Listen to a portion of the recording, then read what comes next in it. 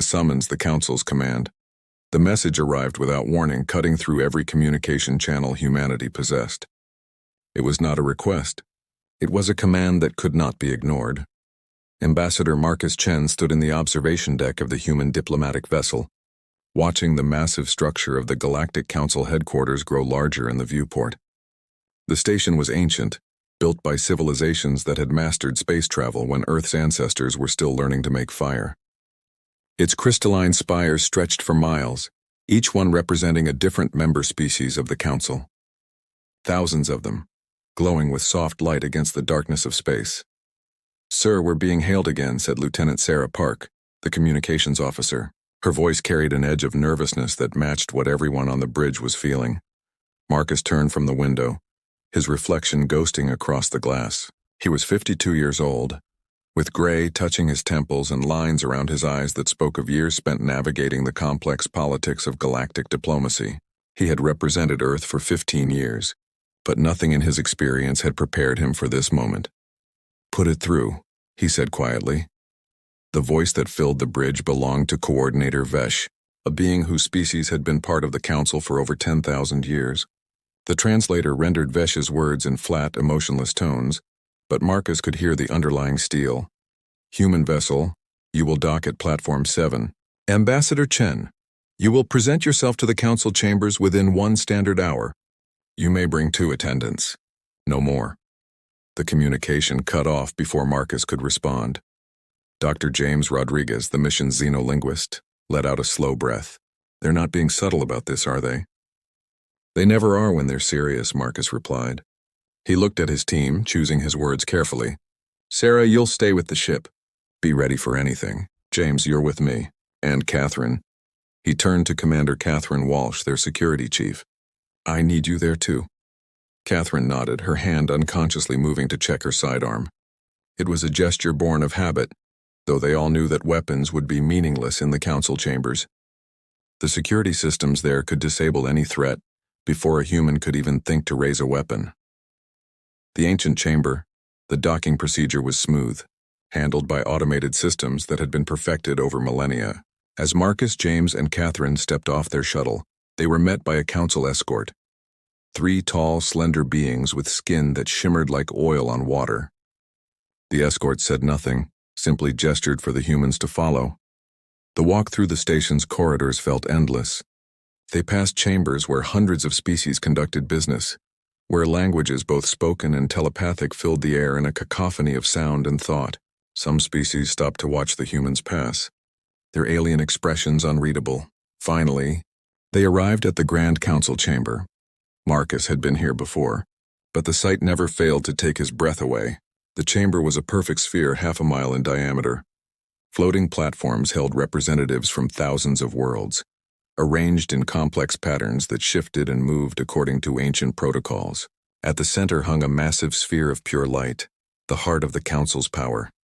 The human delegation was guided to a small platform near the outer edge. As it lifted them into the chamber, Marcus noticed something unusual. The normal buzz of conversation, the endless negotiations and debates that usually filled this space, all of it had stopped. Every eye, every sensory organ, every method of perception that the galaxy's species possessed, all of it was focused on the 3 humans. The silence was absolute.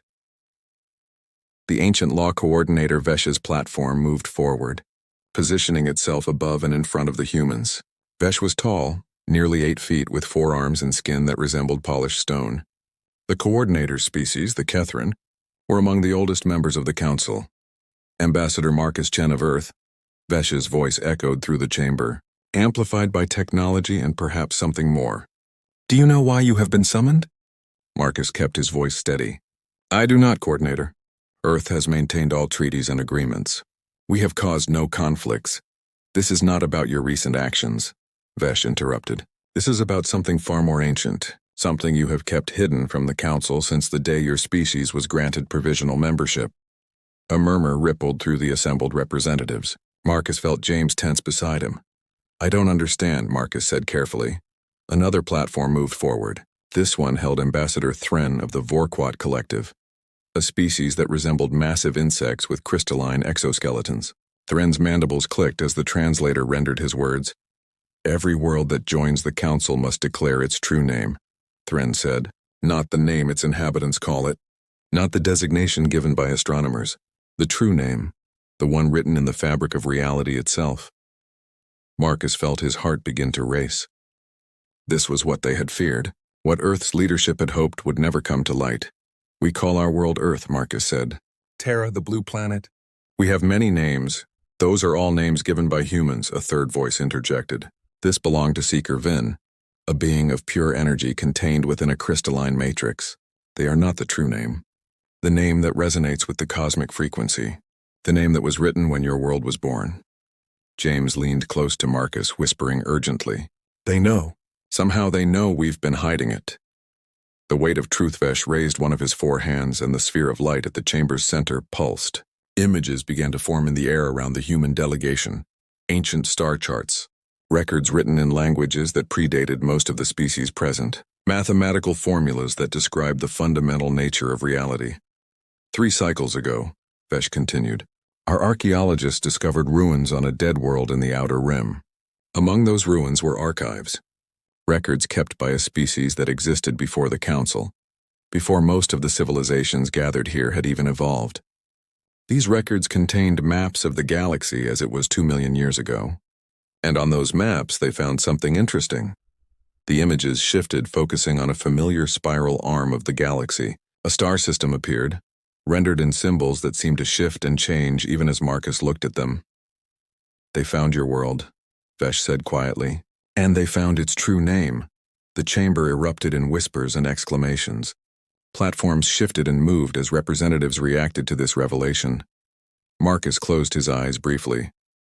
Earth's secret, the one thing humanity's greatest minds had discovered 50 years ago when they first developed quantum resonance technology, was out. The knowledge that had terrified Earth's leaders, the truth they had decided, collectively and unanimously, to keep hidden from the galaxy. The ancient law is clear, Thren declared, his voice cutting through the noise. A world's true name is its power, its identity in the cosmic order.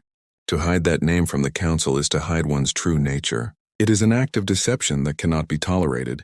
Catherine's hand moved to her sidearm again, a reflexive gesture. Marcus placed a gentle hand on her arm, stilling her. We have deliberated, Vesh continued. The Council has voted. You will reveal Earth's true name here before all assembled. You will speak it aloud, and we will hear it with our own senses. Only then can we determine what must be done. Marcus looked at James, then at Catherine. He saw fear in their eyes, but also determination. They had known this day might come. They had prepared for it, though they had hoped it would never be necessary. And if we refuse? Marcus asked, though he already knew the answer. Then Earth will be quarantined, Vesh said flatly. No trade, no travel, no communication with any Council species.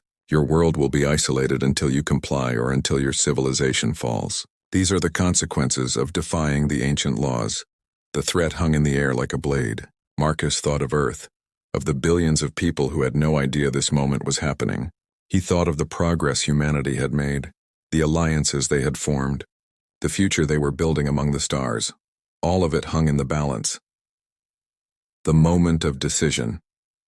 I need to consult with my government, Marcus said, trying to buy time. No, Vesh replied. The time for consultation has passed.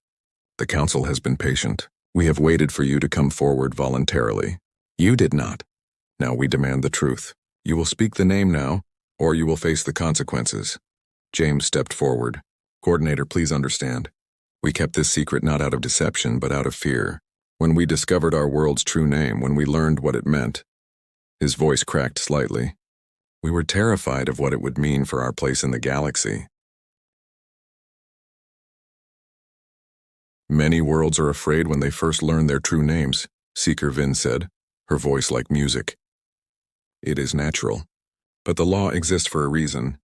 The names have power. They shape destiny. They influence the cosmic balance. To hide such power is to threaten that balance. Marcus made his decision. He had been given the authority by Earth Security Council to make this call if the moment ever came. He had hoped it never would, but now, standing in the Grand Council chamber with thousands of alien eyes watching, he knew there was no other choice. Very well, he said, his voice carrying across the vast chamber. "I will speak it. But first you must understand something. Humanity is young. We have been among the stars for barely a century. We have made mistakes, learned hard lessons, and grown. What you are about to hear, it is not a threat. It is not a weapon. It is simply who we are." "Speak the name," Vesh commanded. Marcus took a deep breath. He thought of home, of blue oceans and green forests, of cities reaching toward the sky and children laughing in the sun. He thought of everything humanity had built, everything they had dreamed, everything they hoped to become. And then he spoke. The words that came from his mouth were not in any human language. They were sounds that existed before language, vibrations that resonated with the fundamental frequencies of reality itself. As he spoke, the translator devices worn by every being in the chamber began to glow. The sphere of light at the center pulsed in rhythm with his words. And as the final syllable left his lips, as the true name of Earth echoed through the Grand Council chamber and rippled outward into the cosmos itself, something impossible happened. The lights dimmed, not just in the chamber, but everywhere. On every platform, every ship, every world within sight of the Council station. For the span of 3 heartbeats, the stars themselves seemed to hold their breath. And in that moment of cosmic silence, every being in the galaxy heard the name. They heard what Earth truly was. And they understood why humanity had been afraid to speak it. The revelation, the silence that shook the galaxy. The silence that followed was not merely an absence of sound. It was something far more profound, something that transcended the physical limitations of space and time. Every being in the Grand Council chamber felt it in their bones, in their souls, in whatever essence made them conscious and alive. Marcus Chen stood on the floating platform, his hands trembling slightly at his sides.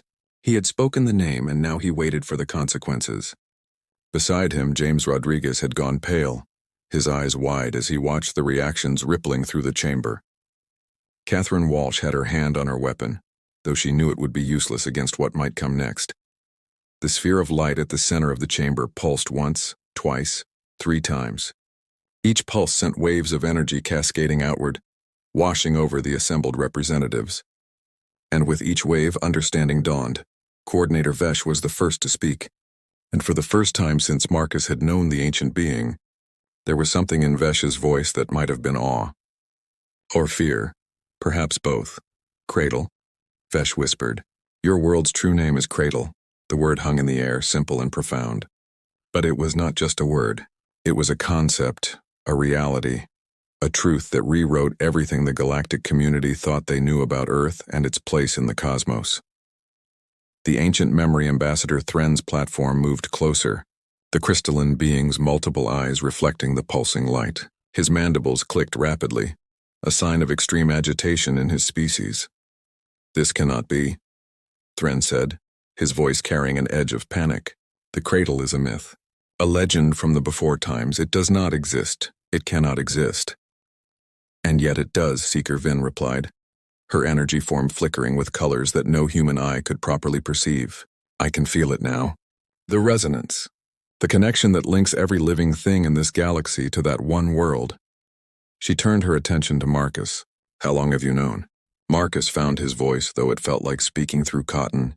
53 years. We developed quantum resonance technology and used it to map our world's position in the cosmic web. When we saw the pattern, when we understood what it meant." He paused, gathering his thoughts. "We thought we had made a mistake. We ran the tests hundreds of times. Different teams, different equipment, different methods. The result was always the same. Earth is the cradle," James added, his voice stronger now that the initial shock was passing. "The origin point, not just for humanity, but for all life in this galaxy." The chamber erupted. Platforms moved in chaotic patterns as representatives shouted, argued, and demanded explanations. Some species had legends of a cradle world, a mythical origin from which all consciousness had spread. Others dismissed it as superstition, a story told to children. But now, faced with the undeniable truth, the galaxy's neat categories of belief and skepticism were crumbling. The history revealed Vesh raised all 4 arms, and the chaos slowly subsided. The coordinator's stone-like face was grave as he addressed the assembly. "Silence," Vesh commanded. "Let the humans speak. Let them tell us how this came to be." Marcus nodded to James, who had spent decades studying this very subject. The xenolinguist stepped forward, his nervousness replaced by the confidence of a scholar sharing his life's work.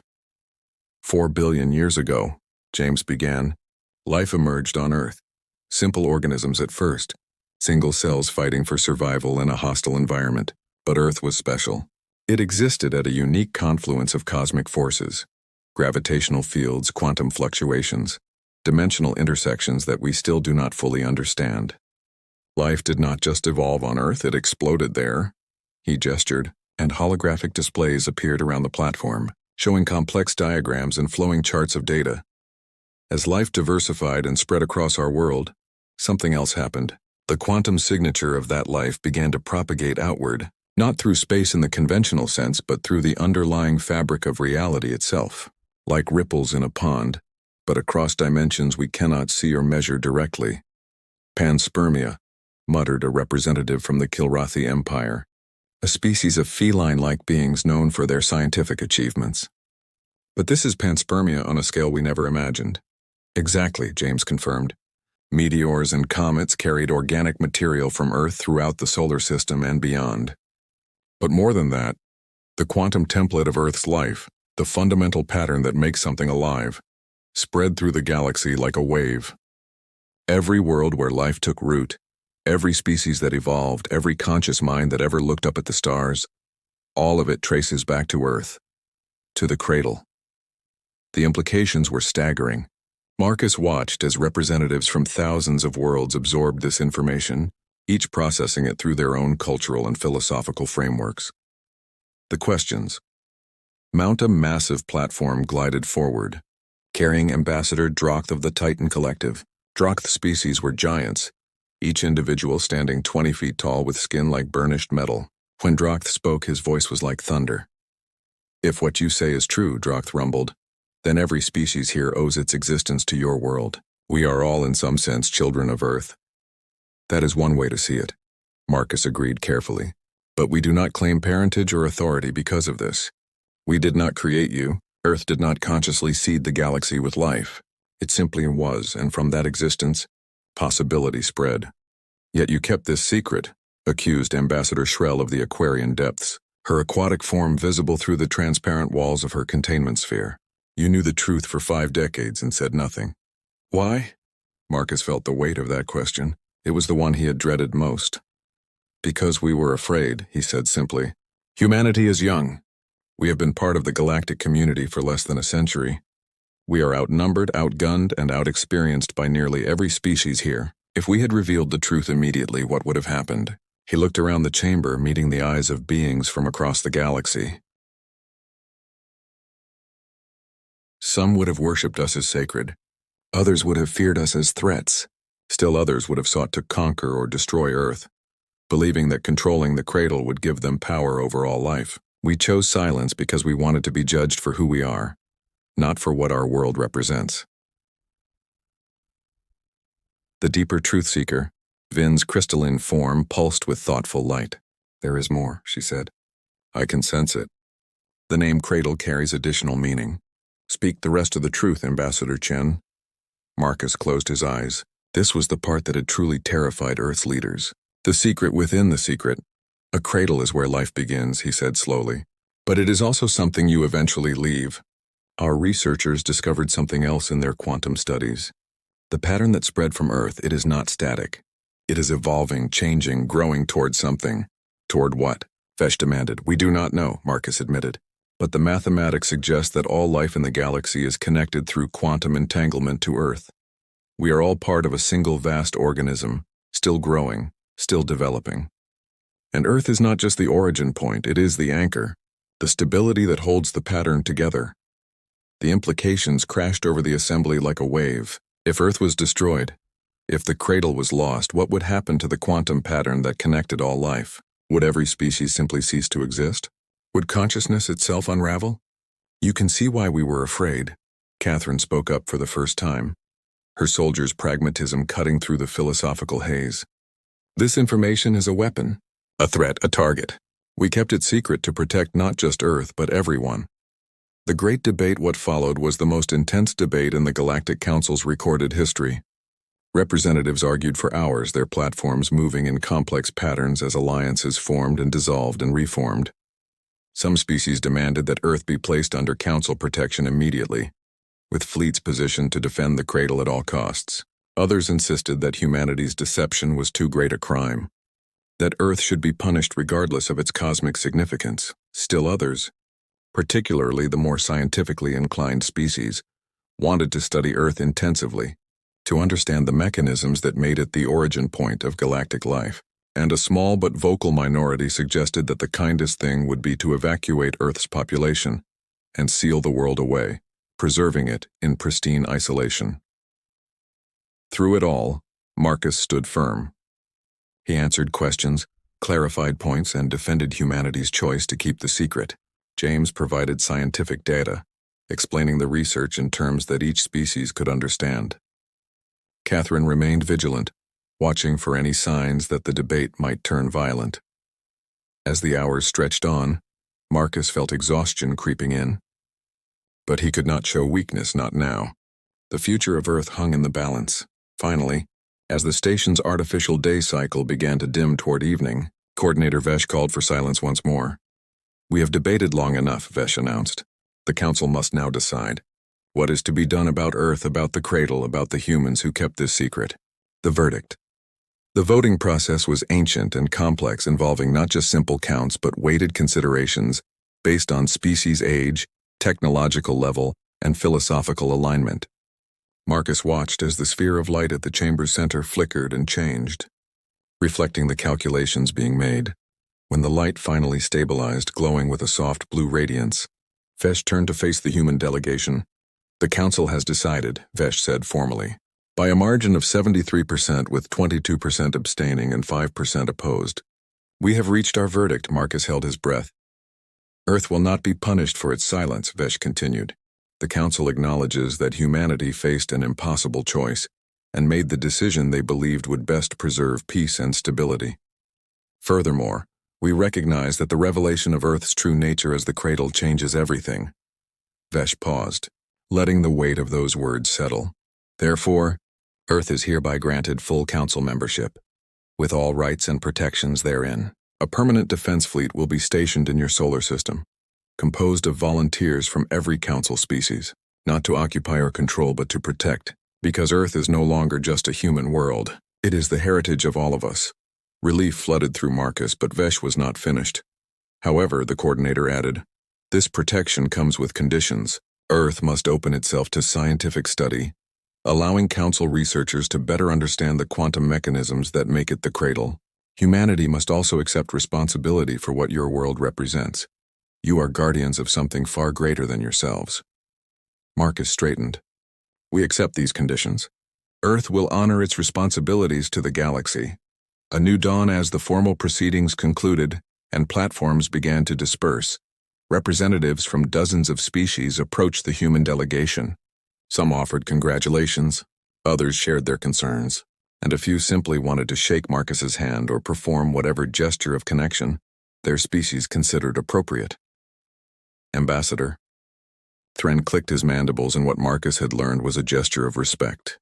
"You have changed everything today, Ambassador Chen. The galaxy will never be the same." "Neither will humanity," Marcus replied. "We have carried this weight alone for too long. Perhaps now, sharing it with all of you, we can finally move forward together." Seeker Vin's energy form shimmered close. "The cradle rocks all life," she said, her voice like music. "But the children must eventually stand on their own. Today marks the beginning of a new age, one where we acknowledge our common origin and work together toward our shared destiny."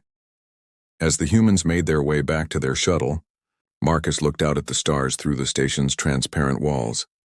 Somewhere out there was Earth, the cradle, the origin of everything that lived and thought and dreamed in this galaxy. For 50 years, humanity had feared what would happen if the truth came out. They had imagined conquest, worship, destruction, or chaos.